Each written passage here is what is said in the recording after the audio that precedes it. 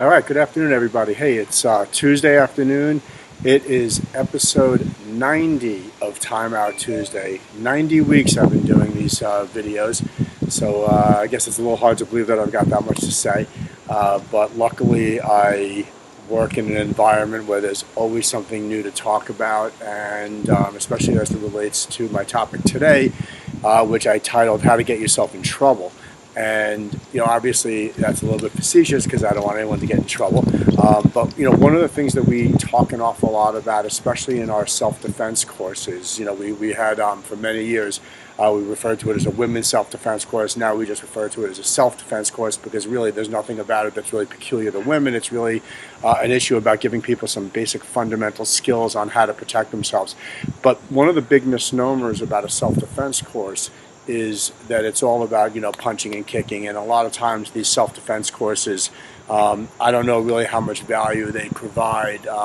If you dress a guy up in a big huge pillow costume and just beat the daylights out of him for 20 minutes, it might make you feel good, it might even be fun, but I don't really know how much you really learned about acquiring targets and making sure that you're hitting them with enough force to actually affect some change in that person's motivation to hurt you.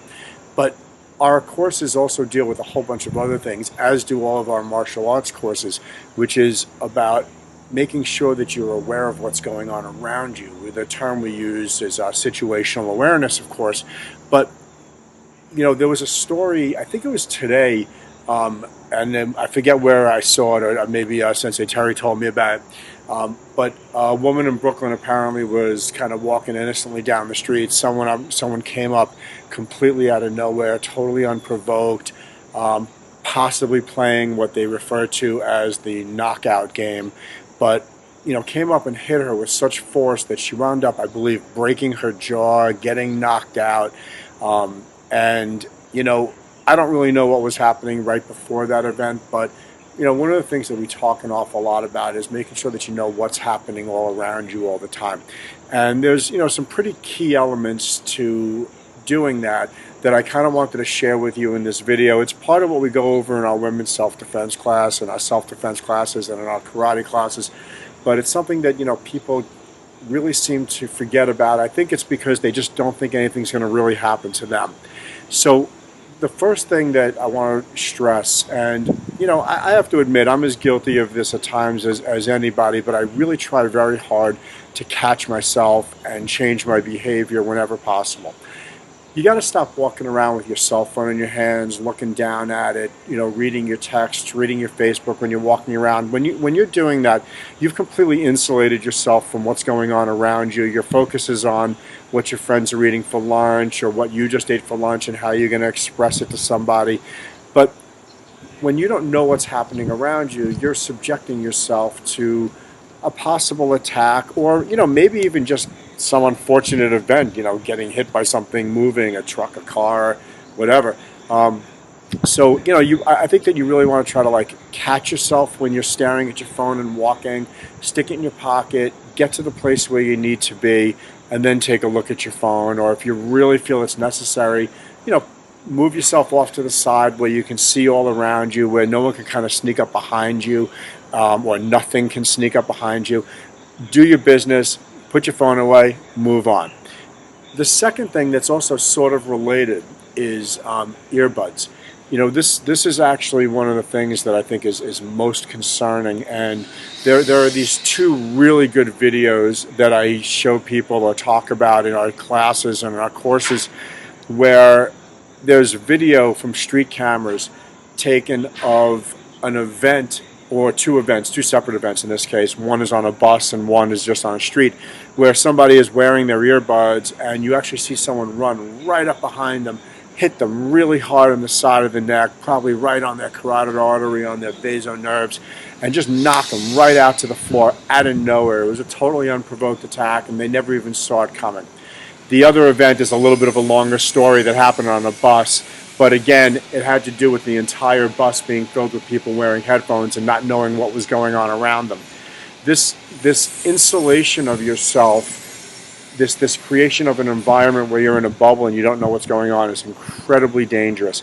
And what's even more important to understand is that it's not only that you're insulated, but by putting yourself in a situation where you're staring at your phone or wearing your earbuds or just in any other way looking as if you are not part of what's going on around you, you're setting yourself up to look like a victim. And if you look like a victim, if you look like you're out of place, if you look distracted, or if you look weakened in any capacity, you're setting yourself up to look like a victim and to be a target from people who have, bad intent.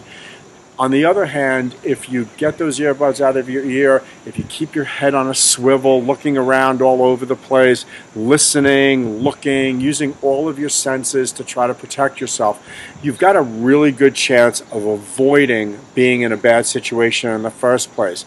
And that means that anything else that you may learn over the course of your life about punching and kicking and getting away from, violent encounters, maybe you can avoid the violent encounter in the first place. And that is the mother of all self-defense, is to avoid the conflict in the first place. So that's really it for Time Out Tuesday today. We are in October already. It's hard to believe. I'm still out here in shorts and a t-shirt, so I'm loving that. This can last all winter long as far as I'm concerned. We've got an exciting month ahead. This weekend we actually have a first ever cane self-defense seminar that I'm holding for our older students. So we've got about 20 students coming in to learn how to use a cane, a walking cane.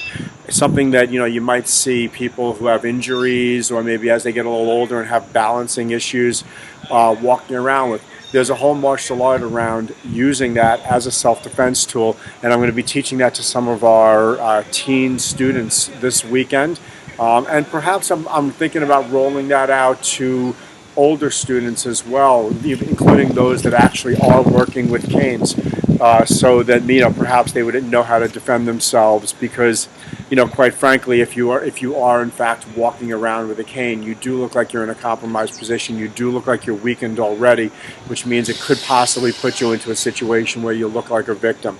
So this might be something I may want to share with people. So if that's of interest to anybody, comment below, or if you think that anybody might be interested in something like that, let me know, because thinking about setting that up maybe to do that later this month and maybe in November. So maybe that would even be a good gift for somebody to send them over to our cane self-defense seminar.